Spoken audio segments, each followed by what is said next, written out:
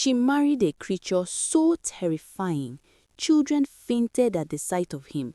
But on their wedding night, something impossible happened that changed an entire kingdom forever.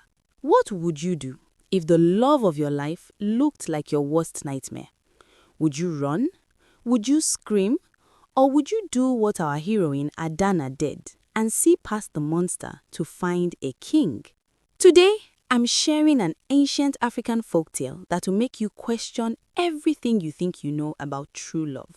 And trust me, this isn't your Disney version. Before we begin, drop a comment below. Would you marry someone who looked like a beast if they treated you like royalty? Let's see how brave you really are.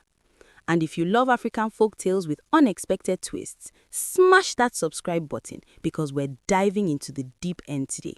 In the lush village of Umuna, there lived a young woman named Adana, whose beauty was so legendary that even the birds would pause mid-flight to admire her. But Adana wasn't just a pretty face, oh no.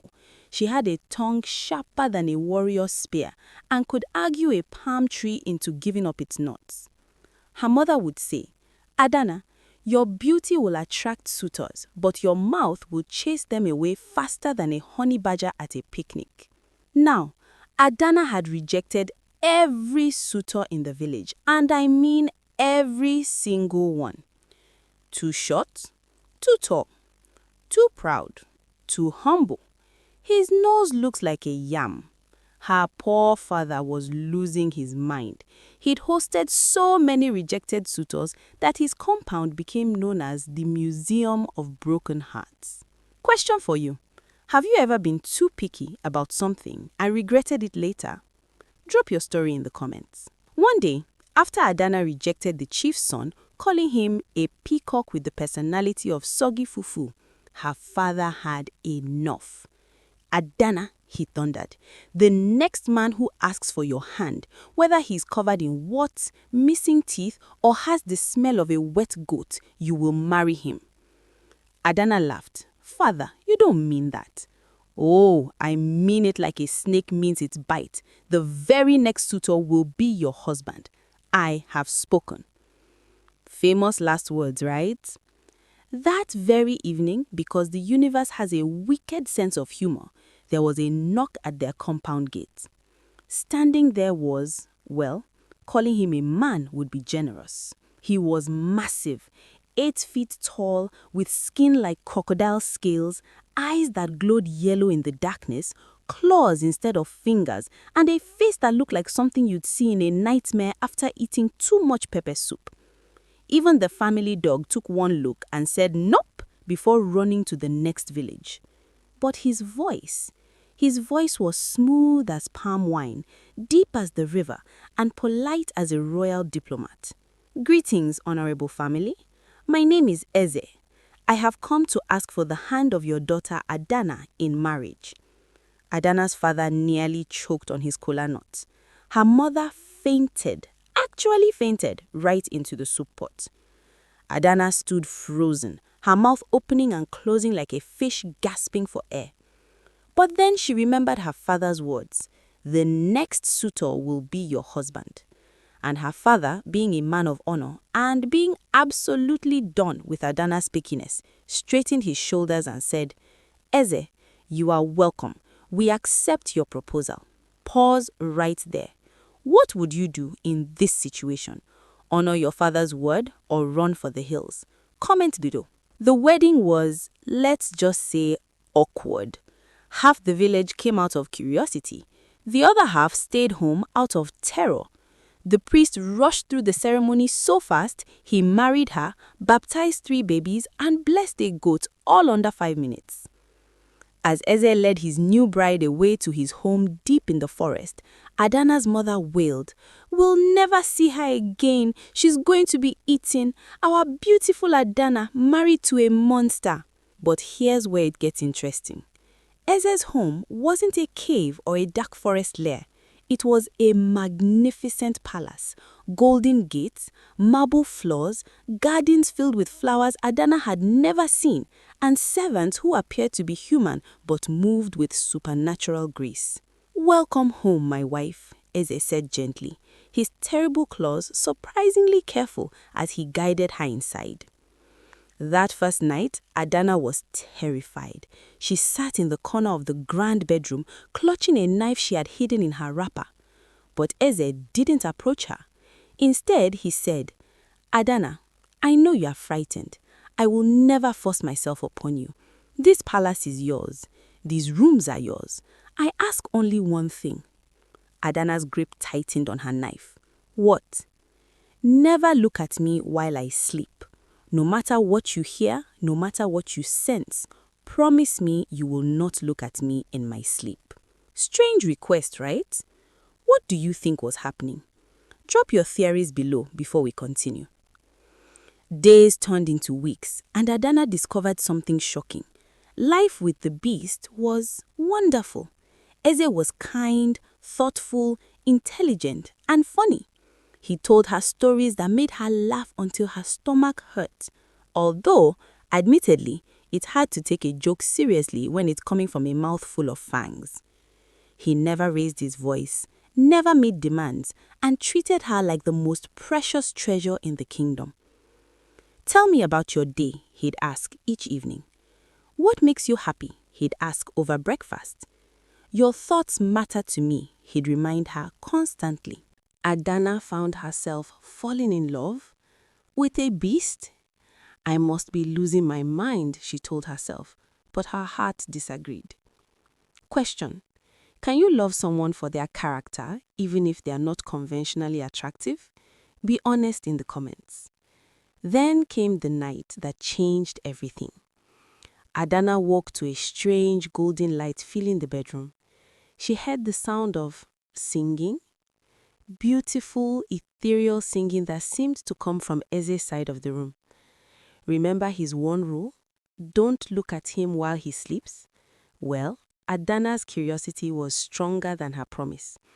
Her curiosity was so strong, it could have opened a sealed tomb, decoded ancient mysteries, and asked but why, though, to the gods themselves. Slowly, carefully, she turned to look at her sleeping husband, and what she saw made her gasp so loud she woke half the forest. Want to know what she saw? Keep watching. Lying beside her wasn't a beast. It was the most handsome man she had ever seen. His skin was smooth and dark like polished mahogany. His features were perfectly carved as if by a master sculptor, and he radiated a golden light that filled the entire room. A crown, an actual golden crown, hovered above his head, glowing with ancient power. Adana couldn't help herself. She reached out to touch his face, and the moment her fingers made contact, his eyes snapped open. The golden light vanished, the handsome man transformed back into the beast in an instant, and the look in his glowing yellow eyes was pure devastation. What have you done? Eze whispered, his voice breaking. Oh, Adana, what have you done? I'm sorry. I didn't mean, you're beautiful. You're a man, a prince. I was cursed, Eze roared, and for the first time, Adana saw him truly angry. A jealous sorcerer cursed me to live as a beast by day and only return to my true form while I sleep. The curse could only be broken if I found a woman who would love me despite my appearance, who would marry me without seeing my true face, and who would keep her promise not to look at me for 1 full year. Adana's heart sank into her stomach. How long has it been? 11 months and 29 days. 1 day. She had been 1 day away from breaking the curse. Talk about bad timing. This is worse than burning the last piece of chicken after cooking for 3 hours. But wait, it gets worse. What happened next will shock you. The palace began to shake. The walls cracked. The golden gate turned to rust. Because you broke your promise, Eze said, his voice filled with sorrow. The curse has evolved. Now I will be a beast forever, in sleeping and waking. And this palace, these servants, all of it will crumble to dust. No, Adana grabbed his massive arms. I love you. I don't care what you look like. I love you, the man who asks about my day, who makes me laugh, who treats me with kindness. I love you. Love without trust is nothing, Eze said, sadly. You could not trust me for one more day. As the palace collapsed around them, Adana did something crazy. She started laughing. Not a nervous laugh, a real laugh. You're right, Adana said. I broke my promise. I was impatient and curious and foolish. But you know what? You broke your promise too. Eze looked confused. What promise? You said you'd never force me upon me, that you would give me time. But you never told me the truth. You never trusted me with your story. You kept secrets and made strange rules without explanation. How is that trust? Question for engagement. Was Adana right? Can there be love without full honesty? Drop your thoughts below. The palace stopped crumbling. A voice, ancient and powerful, echoed through the air. Finally, someone who understands. The curse was never about blind obedience. It was about mutual trust, honest love, and two people being real with each other. Even curses need therapy, apparently. The voice continued. Adana, you loved him as a beast. Eze, you loved her despite her flaws. You've both learned that love requires vulnerability, forgiveness, and truth. The curse is broken. Golden light exploded from Eze's body, so bright that Adana had to shield her eyes. When she looked again, standing before her was the handsome man from her glimpse, but this time he was real and awake and free. Adana, he breathed, touching his own face in wonder. I'm me again. Adana said, You're always you, beast or man, you were always my husband. They embraced as the palace rebuilt itself around them, even more magnificent than before. Turns out, Eze wasn't just any prince. He was the king of a vast hidden kingdom that had been concealed by the curse. With the spell broken, his entire kingdom was restored. Adana went from the girl who rejected everyone to literal queen. Talk about a glow-up. When they returned to her village, her father nearly fainted again. Her mother screamed with joy and confusion, and all those rejected suitors stood there with their mouths open like, wait, the beast was a king? The chief's son, the peacock with soggy fufu personality, was especially bitter.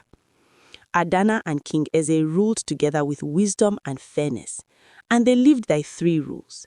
Never judge by appearance, always communicate honestly. Trust is built by both people, not just one. So what's the moral of this African folktale? True beauty lies not in perfection, but in character. Real love sees beyond the surface, and trust is a two-way street. You can't demand it without giving it. Now, here's my question for you. Have you ever judged someone too quickly based on how they looked, only to discover they were amazing? Or have you been judged unfairly? Share your story in the comments. Let's create a judgment-free zone right here. If this folktale touched your heart, gave you a new perspective, or just entertained you, do 3 things for me. Smash that like button. Seriously, it helps more than you know. Subscribe and hit the notification bell for more African folktales with powerful lessons. And share this video with someone who needs to hear this message today. Tag someone in the comments who sees your true beauty despite your flaws. Let's spread some love today. Want more stories like this? Check our Hot Older Stories link in the description. Remember, everyone you meet is fighting a battle you know nothing about. Choose kindness, choose understanding, choose to see the king or queen in everyone you meet. I'm your name, and I'll see you in the next folktale. Until then, stay curious, stay kind, and keep believing in the magic of true love. Odabo. Goodbye in Yoruba.